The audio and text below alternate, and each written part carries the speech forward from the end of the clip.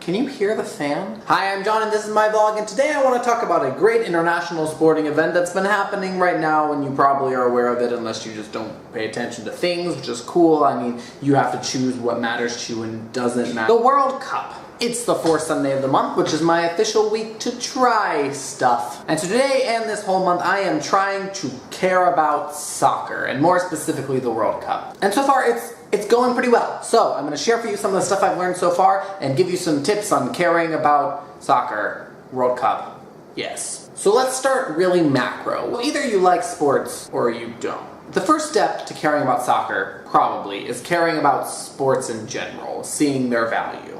It took me a long time to be interested in sports. I always enjoyed playing them casually, not with any sort of skill because I don't have it. But to actually want to watch professional sporting events and so forth took me a long time. I think you have this perception when you're a geeky little child that sports are for everyone else who can actually play them, and so you're not allowed to like them. But sports are fun. I mean, they're games if you like games, so they have strategies and things to learn that way. They're great social gathering tools. Excuses to eat wings, as if you needed one. There's drama, you know? If you like stories like I do, there's always kind of an emergent story from the game and the way the different players are feeling things and broken. And sports are not just macho pounding on chest and people getting really drunk and being idiots. There's a lot more to it than that. But in this country of ours, soccer is so looked down on. People just aren't interested in it like other sports, and for me, it was the same way. Because from a combination of 5 seconds of watching games on television and a billion years of watching my brother play games when he was a child, I bought into the cultural lie that soccer is boring. And here's the thing, soccer can be boring if you don't know what you're watching.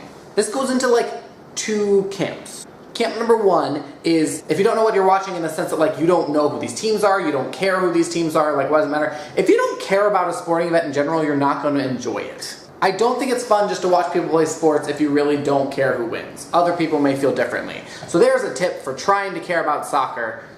Care about a team winning. An easy pick would be America. If you're an American, I support the Italian team just because I was in Italy during the Euro Cup once. Pick a team that you like. Support America, even though we're probably going to lose. Support a team that's good at soccer, like Brazil or Germany, or whatever country you decide you have an affection for. Caring about the game will matter. And then once you decide who you want to support, you know what other teams to watch out for, the other good teams you want them to lose, or the other teams in your group you need them to lose, things like that. The second sort of not know what's happening thing is understanding the game itself. Part of the reason people think soccer is boring is because it's a low-scoring game. But other games that people really like are low scoring, like football. Football seems like the scores are really high because it's 24-14. But really, if every touchdown and extra point was 1 point, as opposed to 7, that score would be 3.5 to 2. It's not a particularly high score either. But why is football interesting? Because it's cool to watch the back and forth. It's cool to watch the different plays and how anything can happen at any moment in a game of football. Surprise, the same is true about soccer. They don't stop to set up the different plays, but the soccer is all about the back and forth, and you see the different ways different teams are going to attack. And things will just happen in soccer, and that's what's kind of exciting about it. Understanding the World Cup itself is also helpful. I didn't know much about this. I'll tell you about it. There's 8 groups. Each group contains 4 countries, and in those groups, each of the countries will play each other. We're about 2/3 of the way through this process now, into the third part of that. If you win your game, you get 3 points. If you tie, you get 1. If you lose, you don't get any points. And so at the end of the group round, whoever has the most points, and whoever has the second most points, or if there's a tie, it goes to goal differential, which is your goal scored minus goals against you, will advance to a single elimination tournament style play.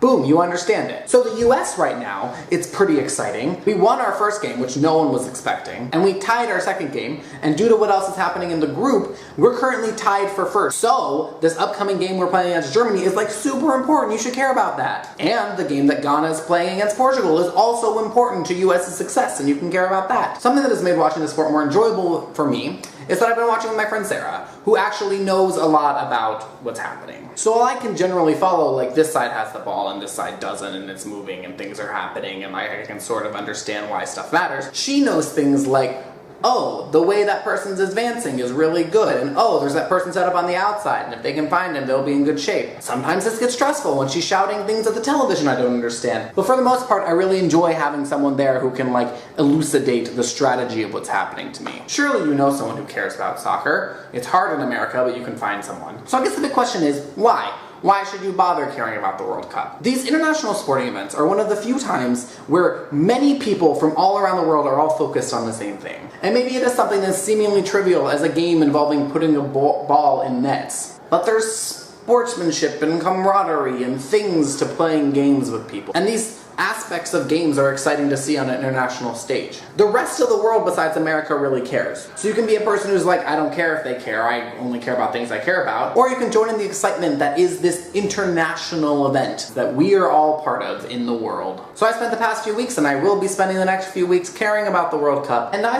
recommend pick a team you like, find someone who knows stuff, get some friends together with some food, and enjoy it yourself. I haven't regretted it. Who are you supporting in the World Cup? Let me know in the comments below. Share this video with your friends who think soccer is boring, and subscribe for more videos of my face. Now I gotta figure out what to do on these 5th Mondays because I didn't plan that. I'm gonna go make dinner. Okay, bye.